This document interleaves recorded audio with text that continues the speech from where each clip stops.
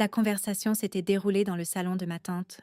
Lors de ce qui était censé être un brunch familial décontracté, ma cousine Vanessa se mariait avec Gregory Hartwell, dont le nom de famille apparaissait sur des bâtiments à travers toute la ville. Le centre médical Hartwell, le Hartwell Hall à l'université, la fondation Hartwell pour les arts, ça va être l'événement mondain de l'année, avait annoncé Vanessa en faisant défiler quelque chose sur sa tablette. La famille de Gregory a des connexions avec tous ceux qui comptent. Nous gardons la liste des invités très sélective. Ma tante Margaret rayonnait de fierté. Vanessa épouse l'une des familles fondatrices de la ville. Ce mariage sera couvert dans toutes les pages société. J'avais souri poliment et pris une autre bouchée de mon omelette, sentant déjà où cela allait mener. Ma famille avait l'habitude de valoriser certains types de succès plus que d'autres. Et j'avais appris depuis longtemps que mon chemin particulier ne figurait pas sur leur radar. Emma, avait dit Vanessa en se tournant vers moi avec une expression de sympathie feinte, je voulais te parler du mariage. Bien sûr, avais-je répondu. Quelle date avez-vous choisie? Le 15 juin. Mais voilà le truc. Avait-elle jeté un coup d'œil à sa mère, qui avait hoché la tête pour l'encourager? Nous gardons la liste des invités strictement haute société, vieille famille fortunée, leader d'affaires, figure politique. Les Hartwell sont très pointilleux sur le maintien de certains standards. Je vois, avais-je dit d'un ton neutre. Mon oncle Robert s'était raclé la gorge. Ce que Vanessa essaie de dire, Emma, c'est que ce mariage a des implications sociales significatives. La liste des invités reflète les positions de la famille dans la communauté. Et toi, avait-il fait une pause délicate? Tu travailles toujours dans le secteur non lucratif, n'est-ce pas? Oui, avais-je confirmé. Vanessa s'était penchée en avant, sa voix prenant ce ton que les gens utilisent quand ils pensent être gentils, mais qu'ils sont en réalité condescendants. Emma, tu fais un travail merveilleux, j'en suis sûre. Les organisations non lucratives sont si importantes. Mais ce mariage vise à connecter des familles influentes. Le père de Grégory siège au conseil d'administration de 3 entreprises, du Fortune 500. Sa mère préside le comité exécutif du musée. Ces gens-là, ils sont habitués à un certain niveau de réussite et de prominence. Et tu penses que je n'ai pas ça? Avais-je dit en gardant ma voix calme. Ce n'est pas que tu ne l'es pas, avait rapidement intervenu ma tante. C'est que tu as choisi un chemin différent, un chemin noble, en aidant les gens à travailler pour cette petite œuvre de charité. La Fondation pour la réforme de l'éducation urbaine. Avais-je précisé? C'est là que je travaille. Oui, exactement, avait dit Vanessa, ce qui est admirable. Mais ce n'est pas exactement le genre de parcours qui s'intègre au cercle social des Hartwell. Tu te sentirais déplacée et honnêtement, ce serait gênant pour tout le monde d'essayer d'expliquer. Avait-elle agité la main vaguement? Ce que tu fais. Mon jeune frère Daniel, qui était resté silencieux jusqu'alors, avait pris la parole. C'est n'importe quoi? Vanessa, Emma fait partie de la famille. Tu ne peux pas l'exclure juste parce qu'elle ne correspond pas à tes critères d'ascension sociale. Daniel, avait dit mon oncle d'un ton sec, ça ne te concerne pas. Vanessa est pragmatique. Pragmatique, avait répété Daniel d'un air incrédule. C'est comme ça qu'on appelle ça. J'avais posé ma main sur le bras de Daniel. Ça va? Ce n'est pas grave. Daniel, ça va? J'avais regardé Vanessa. Je comprends? Tu veux composer ta liste d'invités pour refléter une certaine image? C'est ton choix. Vanessa avait semblé soulagée. Je suis tellement contente que tu comprennes. Ce n'est rien de personnel. Bien sûr que non, avais-je acquiescé, bien que nous sachions toutes les deux que c'était entièrement personnel. Ce qu'il ne savait pas, ce qu'il n'avait jamais pris la peine de demander, c'était ce que je faisais réellement à la Fondation pour la réforme de l'éducation urbaine. Ils avaient entendu non lucratif et éducation et m'avaient classé dans une catégorie étiquetée, bien intentionnée mais sans succès. Ils ne savaient pas que j'avais fondé l'organisation 7 ans plus tôt, que nous étions passés d'une petite opération de volontaires à un budget annuel de 43 millions d'euros, que nous avions établi des partenariats avec 37 districts scolaires à travers 5 États, que nos programmes avaient amélioré les taux d'alphabétisation, augmenté les inscriptions à l'université et changé la vie de milliers d'étudiants. Ils ne savaient pas que j'avais personnellement donné 88 millions d'euros de mon propre argent à la Fondation, de l'argent provenant d'une start-up tech que j'avais vendue avant de me tourner vers le travail en éducation. Il ne savait pas que je siégeais au conseil consultatif de 2 initiatives fédérales en éducation. Il ne savait pas que j'avais été profilée dans des revues d'éducation, que des chercheurs universitaires étudiaient nos programmes, ou que le département de l'éducation m'avait invité à témoigner devant le Congrès à 2 reprises.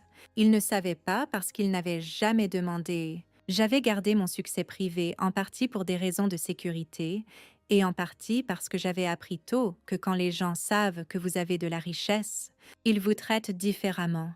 Je voulais que le travail de ma fondation parle de lui-même, sans être éclipsé par des conversations sur l'argent, et j'avais été curieuse, d'une manière détachée, de savoir combien de temps ma famille maintiendrait son récit sur mon petit travail de charité, sans jamais poser de questions substantielles. La réponse était apparemment indéfiniment. Les mois précédant le mariage avaient été un masterclass en exclusion sociale. Chaque événement pré-mariage s'était déroulé sans moi, la fête de fiançailles, les douches nuptiales, le dîner de répétition. Je n'avais reçu aucune invitation. Quand j'avais demandé à Daniel à ce sujet, il était furieux pour moi. Il réécrive complètement l'histoire familiale, m'avait-il dit autour d'un café, à la fête de fiançailles. Quelqu'un a demandé après toi, et tante Margaret a dit que tu voyageais pour le travail. Ils font comme si tu n'existais pas, parce que c'est plus facile que d'admettre qu'ils t'ont exclu. Laisse-les faire, avais-je dit. Je suis en fait assez occupée avec le travail en ce moment de toute façon, et je l'étais. Le timing du mariage de Vanessa coïncidait avec quelque chose de bien plus significatif. L'annonce d'une initiative politique majeure basée sur le travail de notre fondation. Nous avions passé 3 ans à collecter des données, à prouver des résultats et à construire un soutien politique pour un financement éducatif élargi. Après des mois de négociations, le maire et le conseil municipal étaient enfin prêts à annoncer l'initiative publiquement. La conférence de presse était prévue pour le 15 juin à 14 heures. La cérémonie de mariage de Vanessa était à 16 heures. Le hasard semblait presque poétique. Le matin du 15 juin, je me suis réveillée avec une avalanche de messages de mon équipe. La conférence de presse générait une attention médiatique significative. Des publications nationales sur l'éducation envoyaient des reporters. Des stations de nouvelles locales prévoyaient une couverture en direct. Le bureau du maire avait confirmé que plusieurs membres du conseil municipal, le surintendant des écoles et même le conseiller en éducation du gouverneur assisteraient. Emma, c'est énorme, avait dit ma directrice adjointe Sarah lors de notre appel stratégique matinal. Nous sommes sur le point de voir un changement systémique basé sur notre modèle. Est-ce que tu réalises à quel point c'est rare? Je le réalisais. 7 ans de travail étaient sur le point d'influencer une politique qui affecterait des milliers d'étudiants. C'était le genre d'impact qui rendait chaque moment difficile, chaque défi de financement, chaque obstacle bureaucratique valable.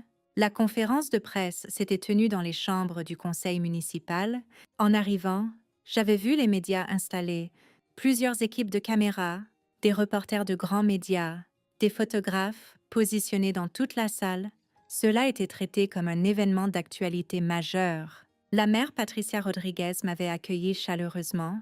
Emma, merci pour votre travail incroyable sur cela. Les recherches et programmes pilotes de votre fondation nous ont fourni la base de preuves dont nous avions besoin pour que cela se produise. C'est un effort collaboratif, avais-je dit. Nous ne sommes qu'une partie de l'équipe. Ne soyez pas modeste, avait-elle dit. Votre fondation est l'épine dorsale de cette initiative. Tout le monde le sait. La conférence de presse avait commencé précisément à 14 heures. La mère Rodriguez avait décrit la nouvelle initiative éducative, un engagement de 172 millions d'euros sur 5 ans pour étendre les programmes d'alphabétisation, augmenter le soutien aux enseignants et améliorer les ressources éducatives dans les communautés défavorisées. Le modèle était basé directement sur le travail de notre fondation. Cela ne serait pas possible sans le travail novateur de la Fondation pour la réforme de l'éducation urbaine et de sa fondatrice, Emma Hartwell, avait dit la mère en me faisant signe de la rejoindre au podium. Attendez, je n'avais pas changé mon nom. Le nom de mariée de ma cousine serait Hartwell. Mon nom était Emma Collins. La mère avait corrigé son erreur immédiatement. Je m'excuse. Emma Collins. Bien que curieusement, Emma, Je comprends que vous avez un lien familial avec la famille Hartwell. Ma cousine épouse dans la famille, avais-je dit. En fait, elle se marie aujourd'hui? Eh bien, envoyez-leur nos félicitations, avait dit la mère chaleureusement. Maintenant, Emma a accepté de répondre à quelques questions sur le travail de la Fondation. Les 45 minutes suivantes avaient été passées à discuter de nos recherches, de nos résultats de programme et du plan d'implémentation pour la nouvelle initiative. Les reporters avaient demandé sur les modèles de financement, l'évolutivité, la formation des enseignants et l'engagement communautaire. J'avais répondu de manière approfondie, soutenue par des données et des exemples du monde réel. Un reporter d'une publication sur l'éducation avait demandé « Madame Collins, votre fondation est devenue l'une des voix les plus influentes dans la réforme de l'éducation urbaine. Vous avez conseillé des initiatives fédérales, témoigné devant le Congrès et maintenant influencé un changement politique majeur. Comment vous sentez-vous d'avoir ce niveau d'impact? Ça ressemble à une responsabilité, avais-je répondu honnêtement. Chaque décision politique affecte de vrais enfants, de vraies familles. Nous prenons cela au sérieux et continuerons à travailler pour que ces programmes tiennent leurs promesses. À la conclusion de la conférence de presse, mon téléphone avait commencé à vibrer, des messages de collègues, des félicitations d'autres leaders non lucratifs et, de plus en plus, des notifications que la conférence de presse était couverte en direct par des stations de nouvelles locales. Mon téléphone avait sonné, c'était Daniel. « Hey, allume la chaîne 7. » Tout de suite, je m'étais excusée des dernières conversations et avais trouvé un coin tranquille où je pouvais ouvrir le flux en direct sur mon téléphone. La chaîne 7 faisait une couverture étendue de la conférence de presse. Mon image remplissait l'écran tandis que l'animateur discutait de l'initiative éducative et du rôle de la Fondation. « C'est un gros truc », avait dit Sarah en apparaissant à mes côtés. Couverture en direct un samedi après-midi. Il traite ça comme une histoire majeure. C'était une histoire majeure, 172 millions d'euros en nouveaux financements éducatifs, des changements politiques qui affecteraient toute la ville, un modèle que d'autres villes étudieraient probablement et potentiellement reproduiraient. Emma, avait continué Sarah, tu devrais probablement savoir que ça devient viral sur les réseaux sociaux locaux. Quelqu'un a posté une photo de toi avec la mère et elle est largement partagée. Les gens te taguent en parlant du travail de la Fondation. Mon téléphone avait sonné à nouveau. Cette fois, c'était un numéro que je ne reconnaissais pas. Mademoiselle Collins, c'est Janet Morrison du bureau de la mère. La mère Rodriguez voulait que je vous contacte. Elle a été invitée à un mariage cet après-midi, le mariage Hartwell-Collins. Hartwell-Collins. Avais-je répété, confuse? Oui. Gregory Hartwell épouse Vanessa Collins. La mère a reçu une invitation de dernière minute quand le père de Grégory a entendu qu'elle serait en ville pour votre conférence de presse. Elle prévoyait de décliner, mais vu le lien, les deux événements impliquant des membres de la famille Collins, elle voulait vérifier si vous y assisteriez. Elle pensait que ce pourrait être une belle occasion de continuer à célébrer le succès d'aujourd'hui. J'avais compris immédiatement ce qui s'était passé. Quelqu'un dans la famille Hartwell avait regardé la conférence de presse, réalisé que l'Emma Collins, qui venait d'être louée par la mère, était liée à Vanessa Collins, et avait soudain décidé que avoir la mère au mariage serait un coup social. Je n'ai pas été invitée au mariage, avais-je dit prudemment. Il y avait eu une pause. Je suis désolée. Je ne comprends pas. C'est le mariage de votre cousine. La liste des invités était strictement haute société, avais-je expliqué. Je travaille dans le secteur non lucratif, ce qui ne répondait pas à leurs standards. Une autre pause, plus longue cette fois. Madame Collins, sont-ils au courant que vous avez fondé l'une des organisations non lucratives en éducation les plus influentes de l'État? Que vous venez d'aider à sécuriser une initiative politique de 172 millions d'euros, ils savent que je travaille pour une petite œuvre de charité, avais-je dit. Les détails au-delà de ça ne les intéressaient pas. Je vois, la voix de Janet s'était refroidie significativement. Eh bien, la mère déclinera probablement l'invitation alors. Elle a des sentiments forts sur les organisations qui sous-valorisent le travail en éducation. Après avoir raccroché, j'avais vérifié les réseaux sociaux. Sarah avait raison. La couverture de la conférence de presse était partout. Des photos de moi avec la mère.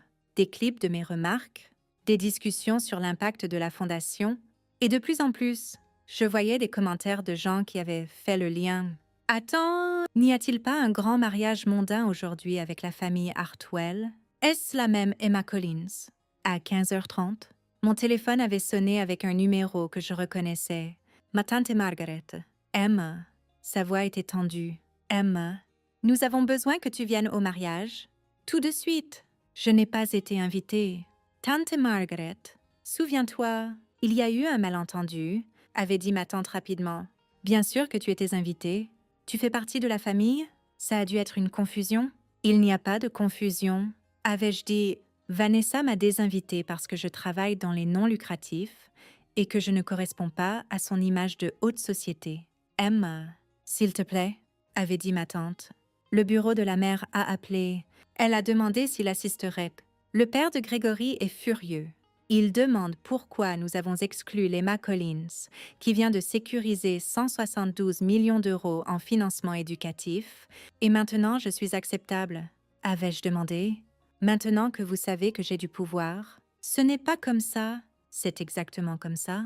Avais-je dit, j'étais une gêne quand vous pensiez que je travaillais pour une petite œuvre de charité. Maintenant je suis de la famille à nouveau, parce que je suis réussie. J'entendais des voix en arrière-plan, des gens qui se disputaient, nerveux. Emma, Vanessa pleure, avait dit ma tante. Le bureau de la mère a décliné l'invitation.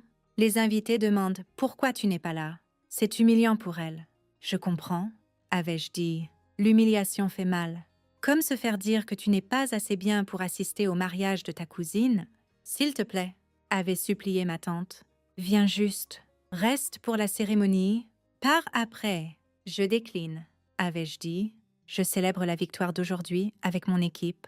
Des gens qui m'ont valorisé bien avant les gros titres. J'avais mis fin à l'appel et bloqué le numéro. 15 minutes plus tard, Daniel avait appelé, en riant. C'est le chaos. Les invités regardent ta conférence de presse. Vanessa fait une crise. L'oncle Robert essaie d'expliquer ton absence. Le père de Grégory a dit « Nous avons exclu le seul membre de la famille avec de l'intégrité. C'est incroyable. Je n'ai pas voulu blesser qui que ce soit. » Avais-je dit. Le timing était parfait, avait répondu Daniel. Et Emma, je suis fière de toi. Pas pour la gloire, mais parce que tu es restée fidèle à toi-même. Ce soir-là, les 3 stations locales avaient couvert l'initiative éducative. Une chaîne avait profilé la fondation, montrant des enseignants, des étudiants et notre impact. Mon téléphone vibrait sans arrêt. Des membres de la famille que je n'avais pas entendus depuis des années s'intéressaient soudain. Je les ai ignorés. Le seul appel que j'ai pris était celui de grand-mère. « Emma, je viens de regarder les nouvelles. » avait-elle dit. « Ta mère serait si fière. Maman était morte quand j'avais 19 ans. Elle était enseignante et croyait en l'éducation pour tous. La fondation était construite sur ses valeurs. Merci, grand-mère. Ta tante Margaret m'a appelée, avait-elle dit, en pleurant que tu as embarrassé la famille. Je lui ai dit que la vraie gêne était d'exclure quelqu'un qui fait plus de bien que le reste combiné. J'avais souri. Tu n'avais pas à dire ça? Si, avait dit grand-mère. Il se soucie trop du statut. Toi, tu te soucies du changement. C'est ce qui compte. Daniel continuait d'envoyer des mises à jour. Le mariage était un désastre. Les invités parlaient de la fondation au lieu du couple. Les posts sur les réseaux sociaux étaient gênants. Des photos recadrées, des légendes vagues. Vanessa avait appelé le lendemain, puis mon oncle, puis ma tante. Je les ai tous ignorés. Une semaine plus tard, Vanessa était venue à mon bureau. Emma, avait dit ma réceptionniste, ta cousine est là. Elle dit que c'est important. Fais-la entrer, avais-je dit. Vanessa avait l'air épuisée, sans maquillage, en vêtements simples. Elle s'était assise sans y être invitée. Tout le monde parle de comment je t'ai exclue, avait-elle dit. Mon mariage est maintenant celui où la mariée a désinvité sa cousine réussie. Les parents de Grégory sont mortifiés. Ma belle-mère n'arrête pas de demander pourquoi je n'ai pas reconnu ton importance. Je suis désolée que tu traverses ça, avais-je dit. L'es-tu? Avait-elle demandé. On dirait que tu as tout timé pour m'embarrasser. La conférence de presse était planifiée des mois à l'avance, avais-je dit. Avant la date de ton mariage, tu aurais pu nous parler de ta fondation, avait-elle dit. Je l'ai fait, avais-je dit. Vous n'avez simplement pas écouté. Vous avez entendu non lucratif et supposé que je n'étais pas réussi. C'était votre choix. Elle était restée silencieuse longtemps. J'avais tort, avait-elle dit enfin. Je t'ai jugé sur les apparences. Je suis désolée. C'était la chose la plus honnête qu'elle ait jamais dite. J'accepte tes excuses, avais-je dit. Mais je n'ai pas construit cette fondation pour prouver quoi que ce soit. Je l'ai fait parce que j'y crois. Je sais, avait-elle dit doucement. Tu as un vrai succès. Moi, j'ai chassé l'image. Nous avions parlé pendant 1 heure. Pas parfait, mais honnête. La fondation s'était renforcée. Nous avions étendu les programmes, conseillé des villes et témoigné devant le Congrès. Notre modèle avait façonné la politique nationale. Les dynamiques familiales avaient changé lentement. L'oncle Robert était resté têtu. Tante Margaret était restée mal à l'aise. Mais Daniel et moi nous étions rapprochés. Grand-mère était devenue notre plus grande supportrice. Tante Vanessa et moi avions construit quelque chose de réel. Enfin honnête. J'avais appris quelque chose. Le vrai succès n'est pas une question d'approbation, c'est une question de but. J'avais été réussie bien avant que les médias ne le remarquent. Leur attention ne le rendait pas réel. Les louanges de ma famille ne le définissaient pas. J'étais réussie parce que j'avais construit quelque chose qui comptait. Quelque chose qui changeait des vies et qui durerait longtemps après que le mariage de Vanessa soit oublié. Tout le reste n'était que bruit, et j'avais arrêté d'écouter le bruit il y a des années. Oops.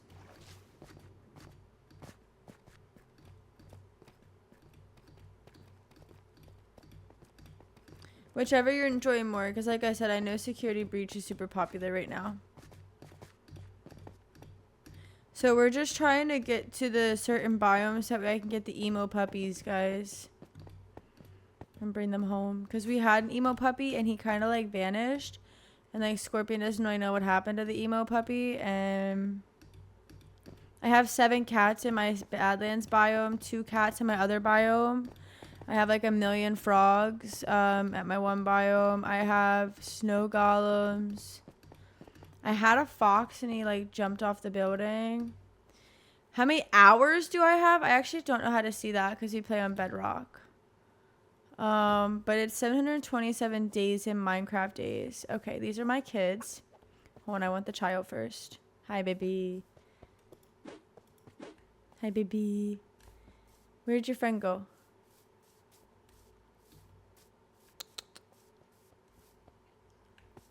I own you already, don't I? Yeah. I don't know. Well, last time we did that, what happened? I guess we can test it. Hold on. I really want a third one.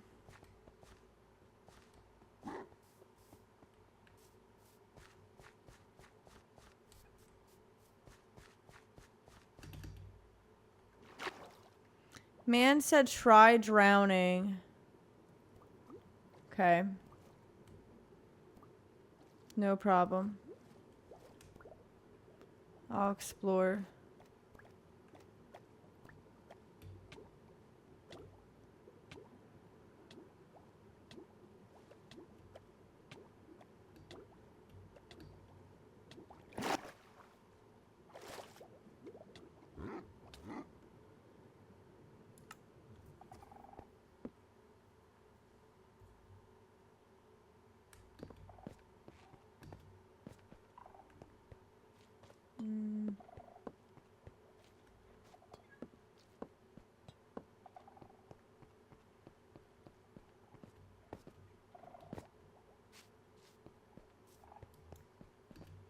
Oh no, you see, currently I don't have my dog.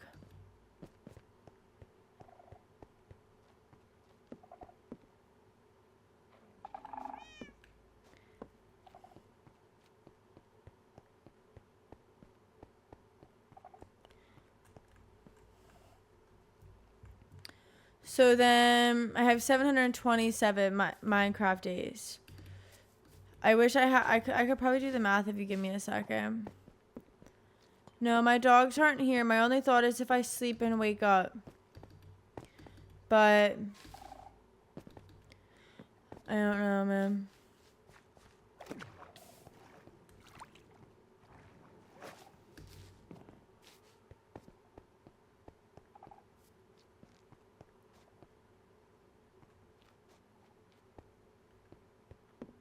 Okay, well, we'll try that. And then if not...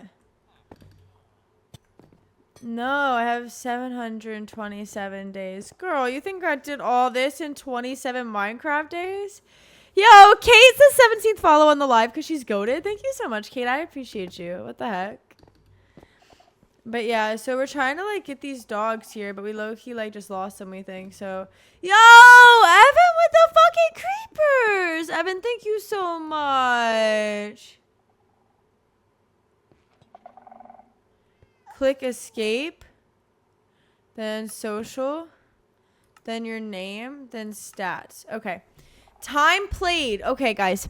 Time played 7 days, 12 hours, and 13 minutes in this world. Holy shit. Thank you for completing the live goal almost twice. Oh my God, Evan, thank you so much.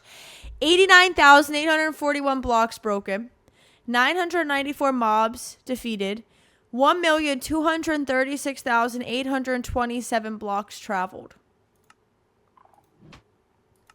Okay, guys, that's the tea. What do you guys think of that? What are my stats looking like for y'all? I got no dog, bro.